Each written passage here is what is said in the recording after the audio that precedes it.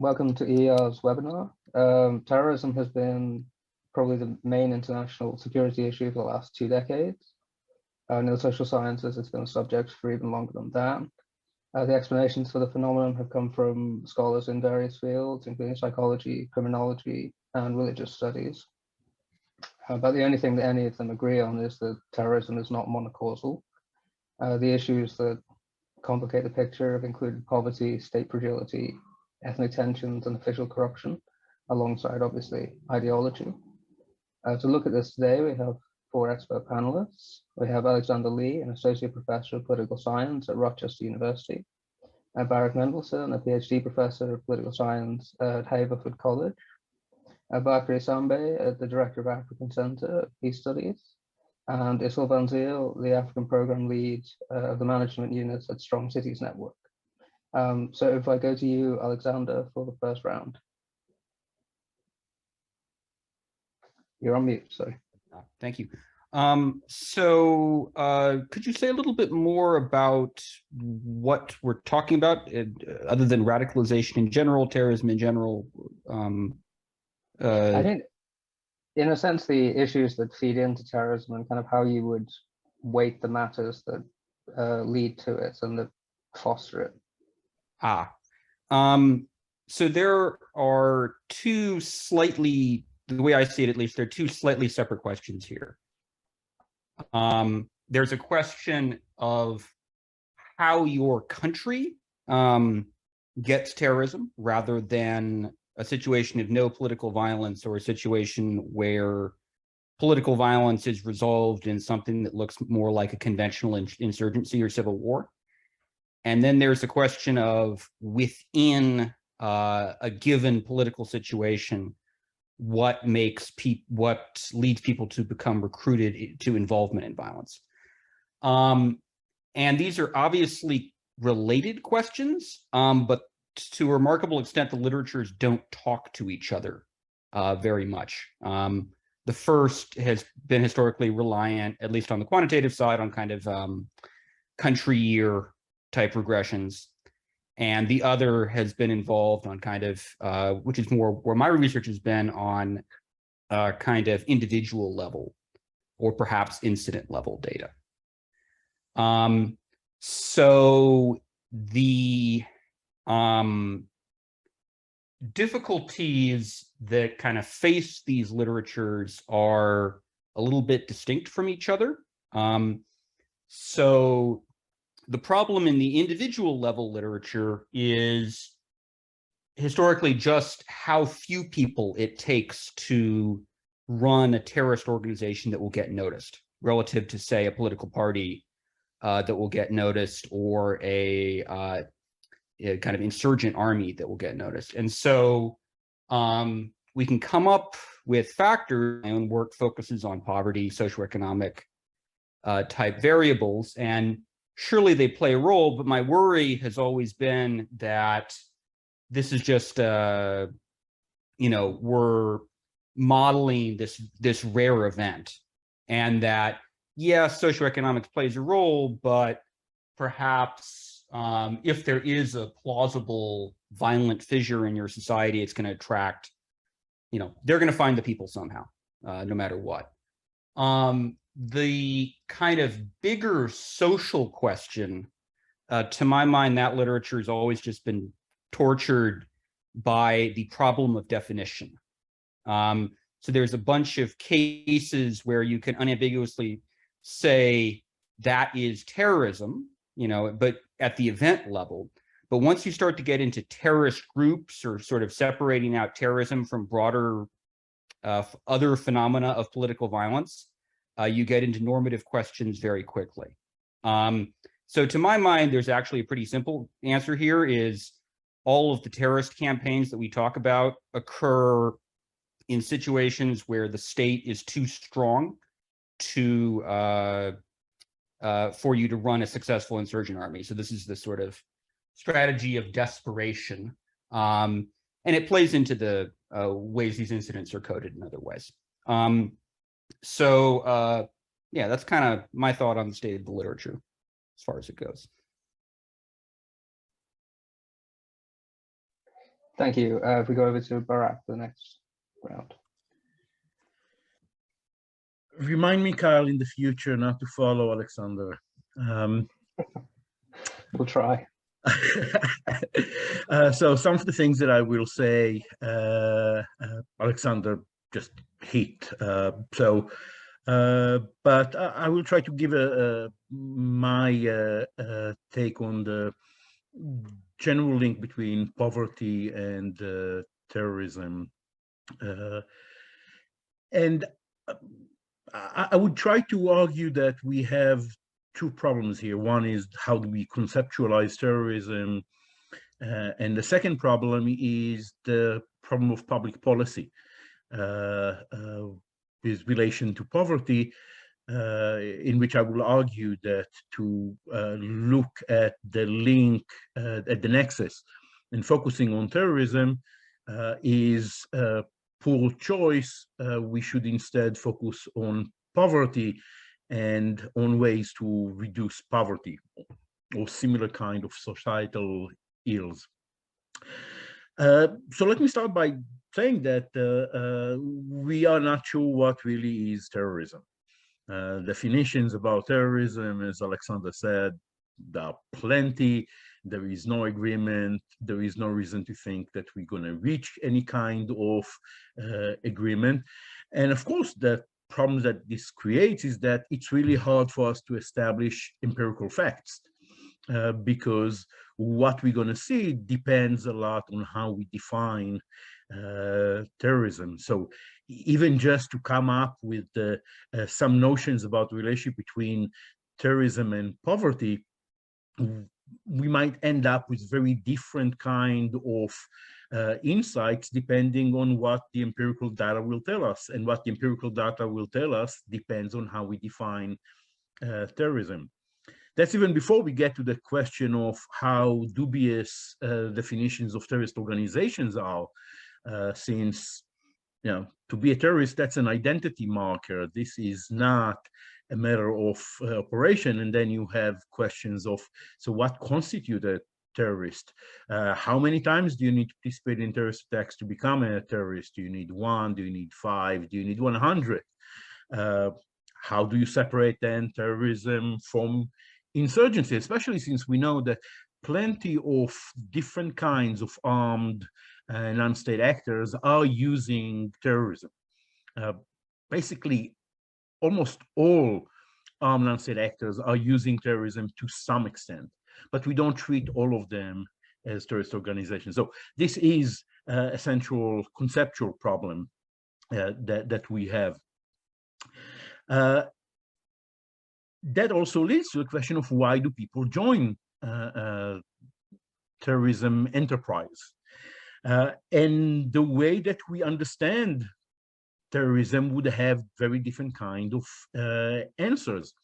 For example, if we think about groups that rely on terrorism, the causes that people will join these groups may be very different from groups that use terrorism only occasionally and are mostly relying on insurgent tactics, or differences between why would somebody join a terrorist outfit that governs a territory versus one that joins an outfit that doesn't govern a territory.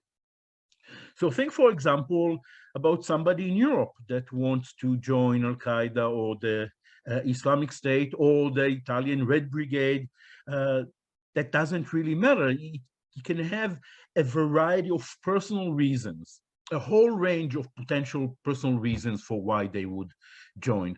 But then if you look at the case of Iraqis or Syrians joining the Islamic State, it's clear that the set of causes is very different, or at least the weight of causes is very different. You're going to find in such cases a lot more people that are joining because they need to get funds to feed their families. They need to join in order to provide them protection, because not joining might mean that they are identified as an enemy. And so could be a result of forced recruitment. And so the result is that to try to put together terrorism the way that we might see in the European context, and really the kind of violence that we see in states that are different levels of state fragmentation, is very different, and we got to make that kind of distinction. Then there is a problem that terrorism is pretty rare, that ultimately, as Alexandra said, the overwhelming majority of people are not involved in any kind of terrorism, which means that the way that some scholars are looking at terrorism, where they try to look at people that have terrorist record and try to identify things that they share in common, just cannot work, because for every potential commonality, you will find huge number of people sharing exactly the same kind of features that do not engage in terrorism. Just look at the amount of people under the line of poverty. How many of them actually engage in terrorism? You will find that the numbers are extremely small. So we cannot really figure out that much by just looking at people that engage in terrorism without looking at people that did not. So John Horgan has good solutions here. He said we need to focus on risk factors, and we need to focus on the processes that bring somebody to join. Let me focus on the other side of the story, which is the poverty question. I mean, it's not surprising that this is a panelist of people that are studying primarily terrorism rather than primarily poverty. And so people that study terrorism can see perhaps poverty as one of those reasons why people join terrorism. But I think that we need to look at terrorism as just one of societal ills, one of a bunch of societal ills, and that the solution must be a more comprehensive solution. Just think about people that end up in groups that use terrorism. There is a good chance that people with very similar profile might end up in criminal gangs. The state has an interest in dealing with both. The state has an interest to deal with societal ills like that. And so the question is not how to stop terrorism, but how we can allow individuals to develop themselves in a way that they can reach their potential and reduce predatory behavior in society. And so when we speak about measures trying to deal with terrorism as because terrorism results from poverty, we tend to focus on counterterrorism measures. But if we will invert the relationship, we will see that terrorism is a side effect of societal ills, and therefore we need to address those societal ills, and the terrorism benefit is going to be one of those byproducts of that kind of action. And that leads me to my final point, is that often we see external pressure from the international community on developing countries to take counterterrorism measures, when in reality, this undermines those states' development trajectories. They have limited amount of money, and they need to decide what causes the money is going to go for. The international community, led by Western countries, is pushing states to increase their capacity, but not necessarily in a way that reduces societal ills. It wants the state to establish greater surveillance, ability to know who gets into the country and who gets out, ability to know who's using that financial system. But these are all counterterrorism measures when those states face so many societal problems that you may wonder, why not use that money for purposes like, improve access to health, improve education. So these kind of countries, developing countries, have so many more important priorities that as a result could have benefits for terrorism, but the way that we usually speak about the problem of terrorism, instead of dealing with those societal ills, which granted, this is a huge enterprise, we are pushing those states to deal with counterterrorism in a way that doesn't really solve any of those problems. And that's it for me. Thanks so much. Bakary, if we can go over to you. I'm with you. Okay. Thank you. Yes. Okay.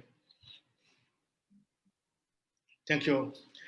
Thank you very much. I'm Dr. Bakary Samba, the Regional Director of the Timbuktu Institute African Center for Peace Studies, which is based in Dakar. Our regional office is in Dakar, but we have offices in Bamako, in Niamey, and in Côte d'Ivoire as well.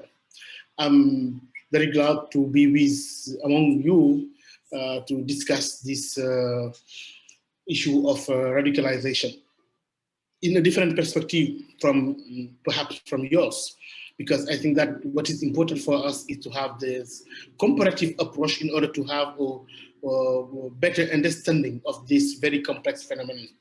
I think that if we look on the radicalization process in Africa and the problem regarding fighting terrorism in the Sahel with the French cooperation, the main problem was this problem of understanding. First of all, I think that when analyzing the process of radicalization in West Africa or in the Sahel, the French used to apply on our context what I call the Algerian paradigm. The Algerian paradigm is to just focus on religious aspect of this very complex phenomenon. When I compare now the difficulties we have when we discuss with European colleagues, is that in Europe there is a lot of focus on Islam, on Islamism, and sometimes I have a real difficulty to understand what they are talking about, because the issue of radicalization is always linked in Europe with migration, with criminality, with some suburb where we have some problems. And here in the Sahel, the issue is different. When I hear some European responsible talking about fighting jihadism in West Africa, in the Sahel, this word, I think that they don't succeed to explain the real stake here in the Sahel. As you may know, the process of radicalization is very complex, and we have to avoid the just explanation from the religious aspect or the ideological aspect, neglecting the other aspect of this very complex phenomenon. For example, in a lot of work we have done here in the Sahel, we consider that the process of radicalization is the result of a combination of three main elements. First, you have frustration, socio-economical vulnerability, link it to political grievance or injustice, and in the third stage, you have now the capability of the extremist, violent extremist group to instrumentalize all these things. So there is linked thing we have to analyze together.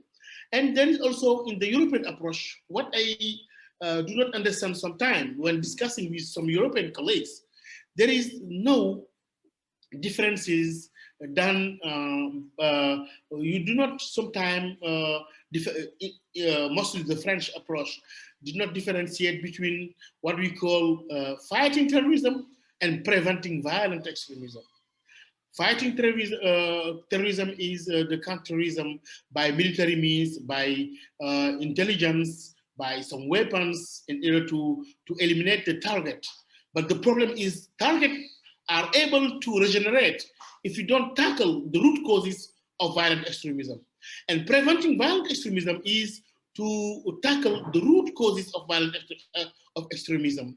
And I think that the two things are linked, but there is a kind of a strategy which only focus on fighting terrorism, neglecting the other aspect, which is preventing violent extremism. So I think that, the other mistake we can mention to understand the Sahelian situation also was this kind of approach which not take into account the evolution of the phenomenon, and also how to apply some European paradigm on the Sahelian field. I think that we have to avoid this kind of bias if you want to have a full understanding of the phenomenon in Africa. Now I'm going to other point in order to know what about the link we can have or we can do between the current situation in the Sahel and the international environment, like the war in Ukraine and the food crisis and other vulnerabilities. I think that, yes, the economical and social vulnerabilities are very important to be taken into account if you want to understand this process in our countries. And what I see is that since the beginning of the French intervention in West Africa, they just focus on the military, and by focusing on the military, the result, as you may know, was not successful, because French intervention and Western intervention generally did not succeed to defeat terrorism or to win against the terrorists or to win peace with local population. It is the situation now, and I think that I am very happy and very glad to take part in your meeting today. But that allow us to have cross and comparative approach to a very complex phenomenon we have to analyze by taking into account the local realities. For example, when they say combating jihadism in West Africa or combating jihadism in the Sahel, it's not a problem of jihadism. You can also consider the ethnical dimension, like in Central Mali, between the Fulani, the problem related to pastoralism, the problem related to land conflict, the problem related to other socio and cultural phenomena which are rarely analyzed in this in the European approach. So I think that it's very useful for us to have this kind of exchanges in order to understand the different contexts. And I think it's a good beginning. And I thank you very much for inviting me to have this little exchange with you. And I hope it will be not just a one-shot operation, but we'll try to build a sustainable cooperation and exchange between Europe and West Africa in order to have this comparative, which will be very important or interesting for all of us to better understand this complex phenomenon. And I'm very sorry with my very basic English, which is a Francophone English, and thank you very much. Not at all. I do hope we can do more going forward. Thank you. Isabel, if we can go over to you for the next round. Absolutely. Good evening, fellow presenters. Apologize, I woke up with the flu, so there's I feel like I sound very congested, so I'm going to try to get through my presentation without having to blow my nose. Thank you, Kyle, for the kind words of introduction. It is a great pleasure to be part of this forum to discuss a very relevant topic. Thank you as well to the other presenters' inputs. It seems clear that everyone on this panel agrees there is no universal definition of terrorism. Thus, I will use the term hate, polarization, and extremism going forward. This encompasses any type of hate-motivated violence. As a quick way of introduction, my name is Isel van Sail. Kyle, you introduced me correctly and you pronounced my name correctly. And I'm the Africa Program Lead for the Institute for Strategic Dialogue's Strong Cities Network. The ISD is headquartered in London, but I work remotely from Pretoria, South Africa. And for the past several years, the main focus of my work has been on the prevention and countering of violent extremism, understanding the drivers of violent extremism, and how relevant projects are designed and implemented on the African continent. A quick brief on the organization that I work for. The Strong Cities Network works to prevent the challenges of hate, polarization, and extremism by identifying and addressing the local drivers between these global threats. The organization I work for does not assume, nor does it hope to define terrorism or violent extremism. The organization also recognizes the various different forms of violence, which is why we use the general term of hate, polarization, and extremism.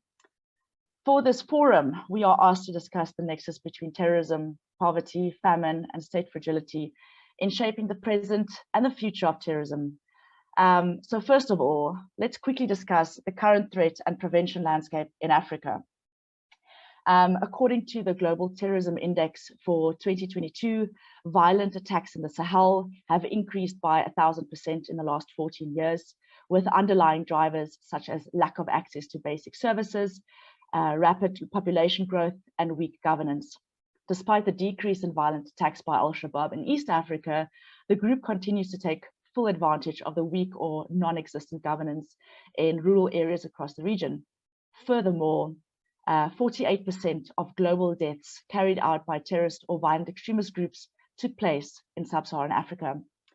Since the establishment of the UN's Plan of Action to Prevent Violent Extremism during the 70th UN General Assembly in September 2015, many relevant programs have been launched worldwide in an attempt to curb the growing threat of violent extremism.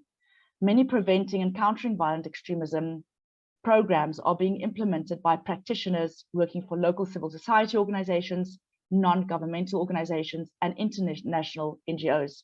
In Africa, despite the high number of PVE projects being implemented, insecurity, violence, and hostilities continue to threaten socioeconomic development and community cohesion. So state fragility and limited governance, in my opinion, is a fundamental issue that often leads to or directly causes a vacuum for violent extremism and terrorism to thrive in. So today, I would like to discuss some points that are direct consequences of fragile states and limited governance. Firstly, conflict-ridden and insecure states. So we know that the majority of terrorist-related incidents mainly took place within 50 kilometers of a conflict zone. Between 1990 and 2014, up to 88% of terrorist and violent extremism activity and attacks occurred in countries experiencing ongoing conflict. Many countries in Africa have experienced or still experience continuous conflict, i.e. in the form of civil wars, political violence, dictatorships, insurgencies, and terrorism. In 2020, a total of 20 out of 46 sub-Saharan states were involved in some form of armed conflict. Existing and perpetual fragile environments allow for the unperturbed movement and activity of violent groups, as well as facilitate the exploitation from violent extremist groups. Weak governance also allows for violent extremist groups to take over small towns and ungoverned localities, and are often seen replacing the state, providing basic services to communities in an attempt to garner support from these local communities, like, for example, Al-Shabaab in Somalia. My second point, poverty and unemployment. Fragile and weak states are often unable, in brackets, or sometimes unwilling, to prioritize the welfare and socio-economic development of their populations. Current statistics show that the majority, or more specifically, almost 500 million people in Africa live under the poverty line. African countries like Niger, Chad, Ethiopia, and Zimbabwe are considered some of the poorest countries in the world.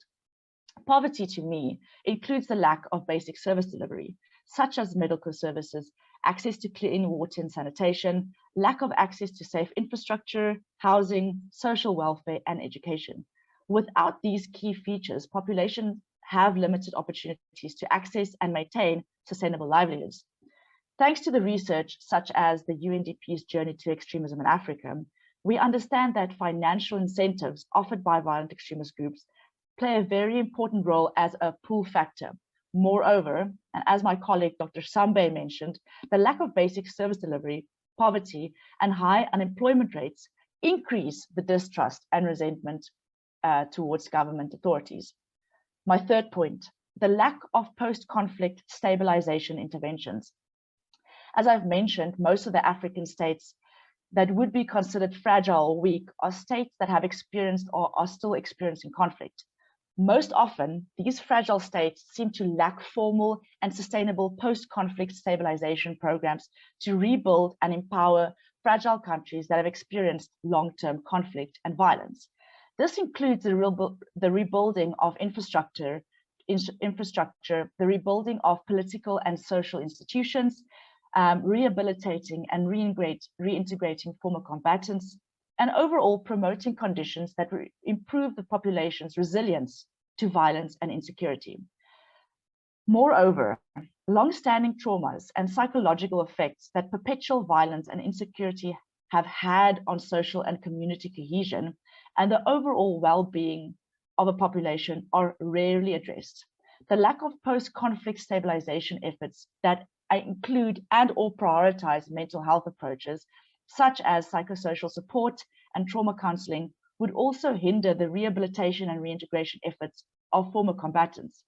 Any defection program would face serious challenges if there were not a clear focus on mental health approaches that target both former combatants and the communities that are supposed to take back these returnees, increasing the chances of them returning to illicit activities. So in conclusion, number one, the role of African states to address the fundamental drivers and push factors should be prioritized. Despite the billions of dollars worth of funding being allocated towards the prevention of violent extremism in Africa, central governments need to take responsibility in addressing issues in their jurisdictions and prioritize the welfare and social cohesion of their citizens. Despite the high number of PVE projects being implemented by local actors, most drivers can only be addressed by a higher authority, such as the national or central government. And secondly, I want to emphasize the need for broad development approaches and interventions, especially in the African context.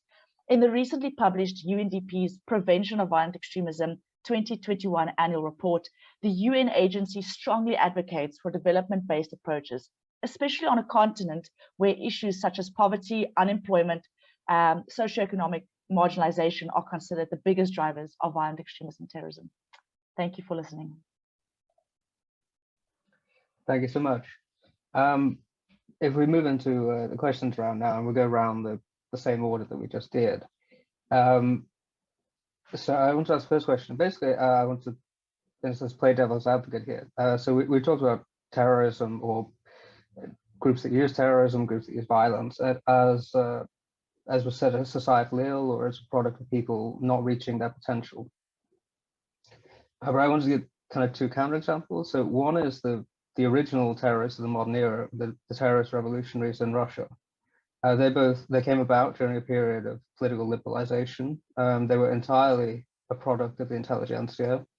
They were not quite in the middle class, because Russia didn't quite have that at that time, but they had more money than most other people, more social capital, more social mobility. And they were hated by the poor and by the recently emancipated serfs.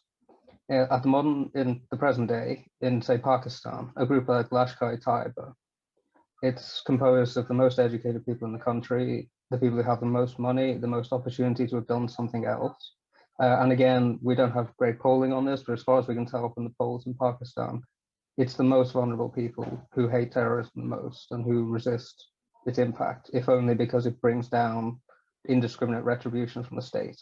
So they really don't like it when terrorists turn up in their area. So basically, I was just how we fit these cases into the paradigm that terrorism is in some sense a product of ills in society or a product of a lack of opportunity. Maybe they're just anomalies, and that's just the answer to it.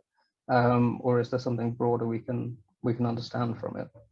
So if we go to Alexander first.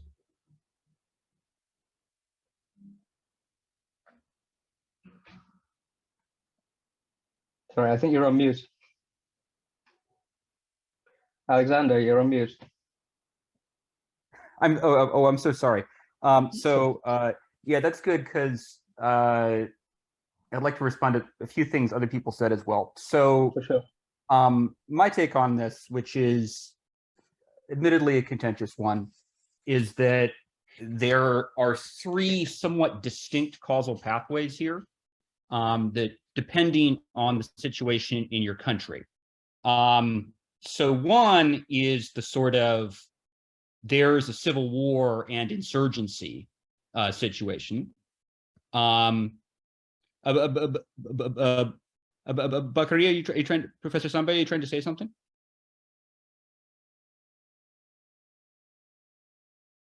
Oh, okay.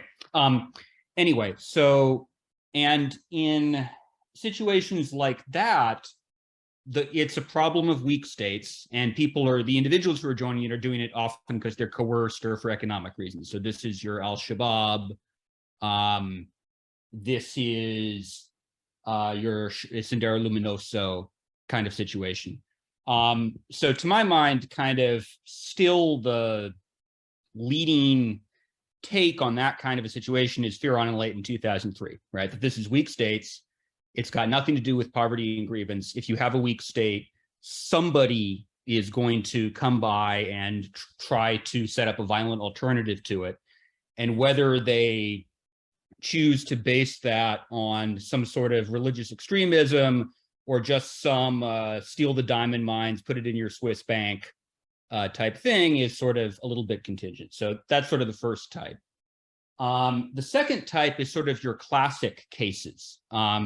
So this is a little bit what you were referring to, I think, when you talked about the early terrorist Tsarist Russia, the IRA. I put in this category my own studies on the Bengal terrorism, the Red Brigade. So these are all cases where there's a balance between the role of the group. The group is sufficiently established that you can talk of joining it in a meaningful way, and yet they can't coerce anybody or ask economic incentives. And this is where all the literature is focused. And I think we've come to, I mean, what I find is that basically, to the extent socioeconomics predicts this, it's the kind of lower end of the intelligentsia who get involved in it. And I think that fits a lot of cases. Though, depending on the kind of development state of the society, what the lower end of the intelligentsia looks like will differ somewhat. It's sort of, the kind of people who are educated enough to be politicized, but not wealthy enough to be invested in the current system. Well, that's a higher level in Tsarist Russia than, say, it is in contemporary Pakistan. And then finally, you have a third situation, which is the guy on his computer in the Banlieue, where there's not really an organizational role in participation in the same sense. It's a very individual decision. And I thought of this when I was listening to Barak, is like, yeah, there's this problematic definitional boundary between terrorism and insurgency, but there's also this problematic definitional boundary between terrorism and crime and mass murder. I mean, I was thinking of this when I was reading the Buffalo Shooters Manifesto, and it's like, so clearly this is a person who's engaged with a very different set of ideological influences than the cases that we usually call terrorism, but I'm not sure that it's causally distinct what he's doing from what young Muslim men are doing when they're getting radicalized, quote unquote, in cities all over Europe. And so I wonder whether kind of that separation ends up going back to this problematic equation of Islam and terrorism and radicalization with religious observance. And so in those cases, I'm not sure there's a meaningful role, except the broad one that a meaningful generalization that can be made, other than the broad one that there's a lot of unhappy people looking for answers to the problems of 21st century modernity. Thank you. Barak. There's not much that I can really add to that. You suggest that historically, we have lots of people engaged in terrorist activities that don't come from the poorest strata of society, and of course, I have no problem with that. It does suggest that there is a serious problem with trying to um, link phenomena like terrorism to particular social economic conditions. So even, of course, here the difference is you can speak in terms of the individual state or the situations of individuals, their economic situation, and you will find that many of them don't come from the poor. But analytically, you can also try to look at how different kind of groups operate within a broader society and try to look at societal indicators. I think that either way, you're going to find that at most, it's in some cases that your economic condition really affects, but not in others. And since we cannot really generalize, if one thing that all of us with experience in this field found is that our efforts of generalizations are bound to just fall flat. Thank you very much. Bakary, to you.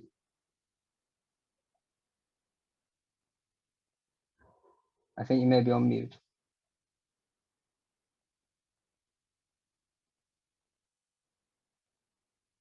I think he's actually not with us. Oh goodness, I think he did say he had to leave early. In which case, can I go to Issel? Oh, Carl, that is a difficult question, and you are playing the devil's advocate. I think what's really interesting is the fact that no entrance into violent extremism or terrorism is the same, and I do think that's where I really do come to appreciate the term push and pull factors, because I do think it might be ideologically driven for some people, whereas for one person it might just be because of the human rights abuses in Africa that kind of made him, step into violent extremism. So I do recognize the different pathways into violent extremism depending on country, region, area, continent. I think not even on the African continent, the entrance into violent extremism is the same. But the reports that I've read and the books that I've read often shows that radicalization only takes place after the person has been recruited, which leads me to believe that socioeconomic factors do play a role and the environment does play a role. But I don't think that people should underestimate the fact that people are still radicalized, even though the ideological factor doesn't play a big role initially. Thank you. I was going to ask a question more kind of about the subject rather than the subject itself, which was, do you think that the literature, the kind of academic study of this has gotten better in, say, the last decade or something, or in terms of the phases that we've been to, say, since it became a big issue in the 1970s? Have we really made a lot of progress, or is it more, do you see it more as cyclical, that we kind of make progress and then slip back? And if you had to kind of pick one bit that's particularly failing at the moment, what would that be? Can I go to Alexander first? Yes. So I've always thought that this literature is sort of relative to some other fields of political science, has been a bit of an underperformer in coming up with answers. That's one reason that I sort of backed away from working in it after working on it in graduate school. To my mind, the two biggest problems are the failure to establish a meaningful conversation and division of intellectual responsibilities between the study of terrorism and the study of political violence and insurgency more broadly.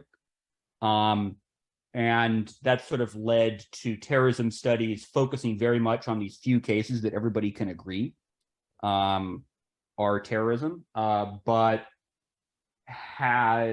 are less and less typical of what gets called labeled as terrorism in the broader world.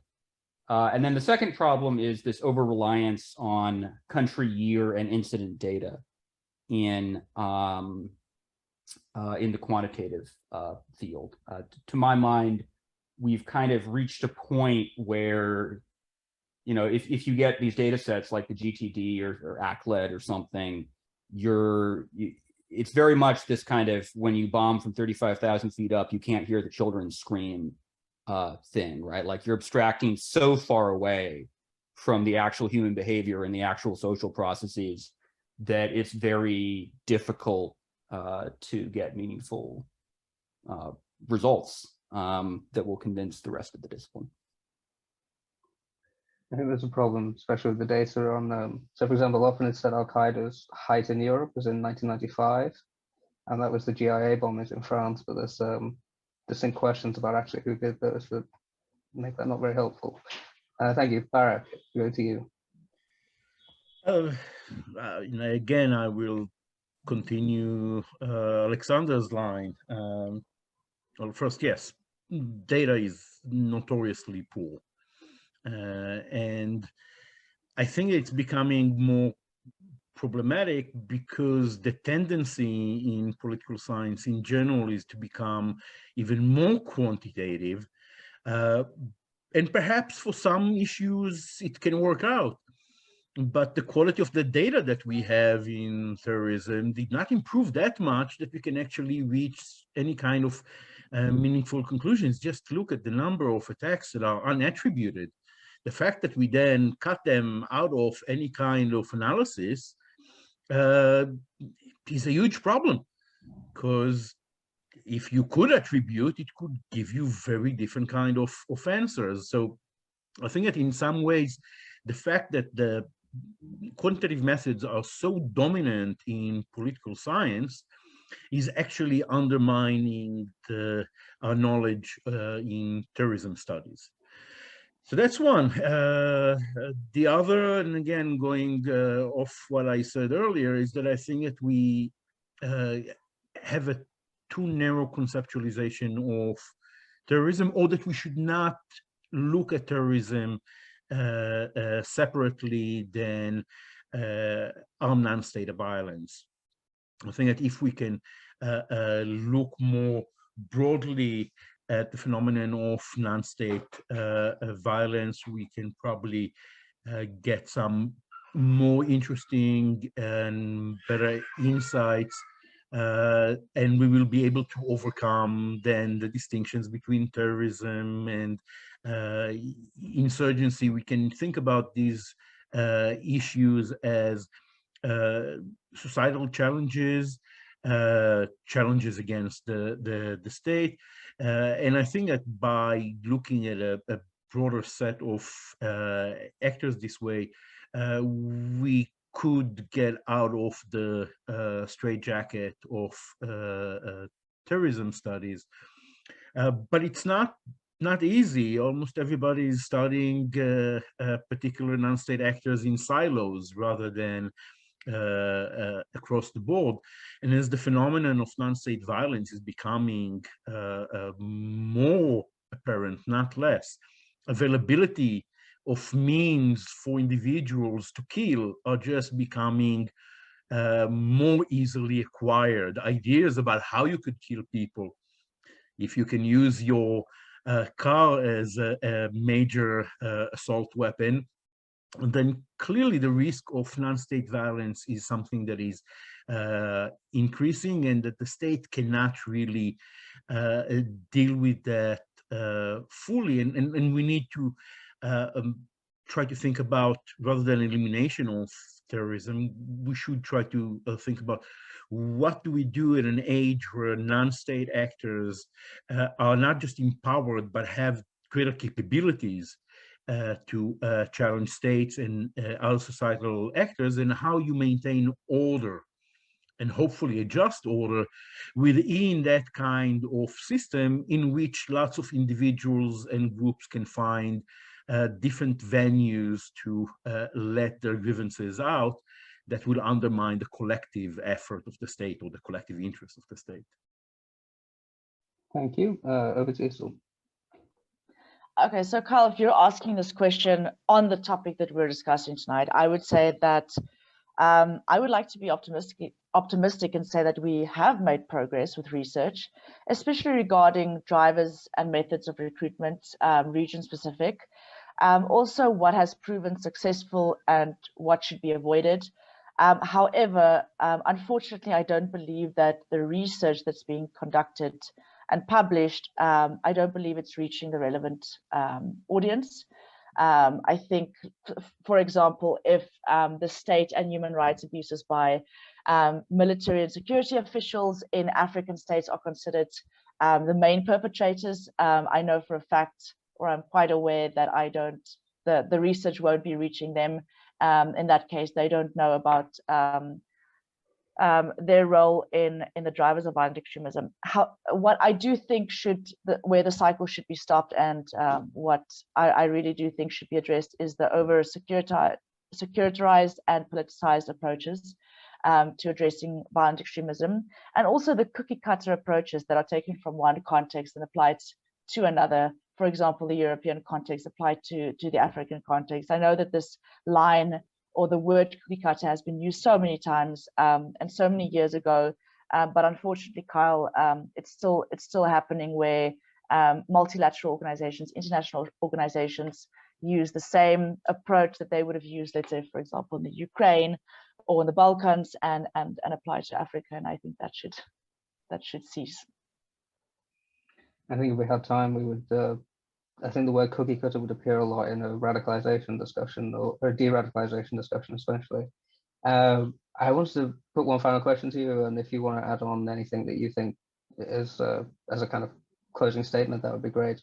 On just one of these factors I want to pick on, which is the mental health issue that's become, I guess there's more discussion about it now, but in a sense that's almost a return to the past, because in the 70s and 80s particularly, it was a kind of common line was terrorists are crazy. Like that was the explanation for it. Like the word ideology didn't feature as much at that time. It wasn't considered like a mental aberration. In a sense, do you think we've made progress on that? Like, do people understand this better now? Do we have other policies kind of addressing that? And so that's one side of it. And the other point is, do you actually think it's as much of an issue within this? Like, is it a serious factor in the terrorism that we are dealing with, or is it just one of these things that's kind of become a bit faddish and has been blown out of proportion?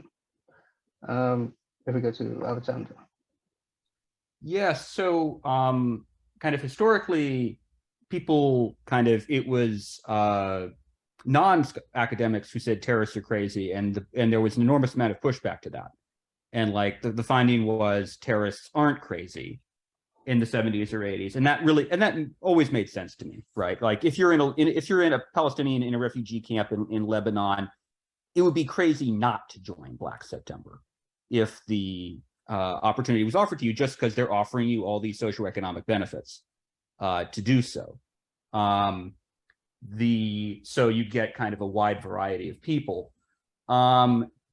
For kind of the third category I was talking about earlier, this sort of so-called homegrown or self-radicalized group, kind of like the guy in his parents' basement on a computer, I think mental health absolutely has to be part of the conversation, maybe the dominant part of the conversation. So I think in some sense, the phenomena itself has been shifting back to a point where we want to have this conversation again. The other people on the panel are probably more familiar with this latest round of the literature than I am. I haven't seen anything that I'm really in love with about meaningful generalizations about the psychology of homegrown terrorists, but if it exists, I would love to hear about it.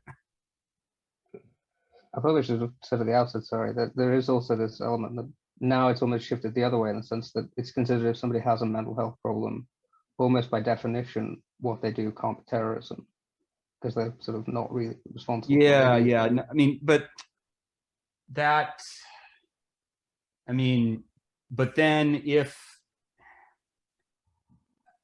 I think there's an odd way in which if people somehow mention some bigger political cause, and especially something related to Islam, right, then it gets coded as terrorism, even if perhaps there's some underlying mental pathology for why they latch on to that religious ideology or political ideology.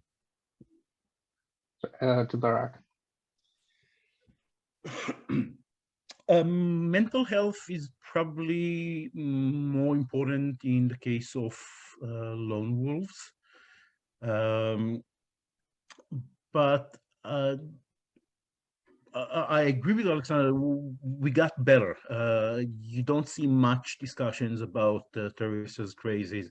Also, join Alexander in saying that we need to separate between what are the common themes that you might hear on the media and what the academic literature actually does. And academic literature, most of the time, definitely when it comes to terrorism, is trying to dispel myth, rather than actually capable of creating an independent picture. Most of the time, we're just busy trying to knock down arguments that just don't work.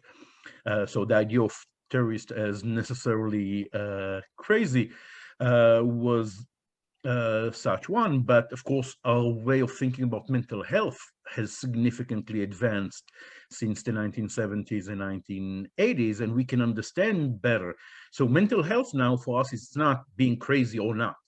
It's a lot more complex than that, and I think that in this regard, studies that we have are showing progress, and they can be useful. And of course, we can use also lots of other studies from criminology that could help us, because as I said, I don't think we need to separate the people that turn to terrorism from many other people that turn to violence.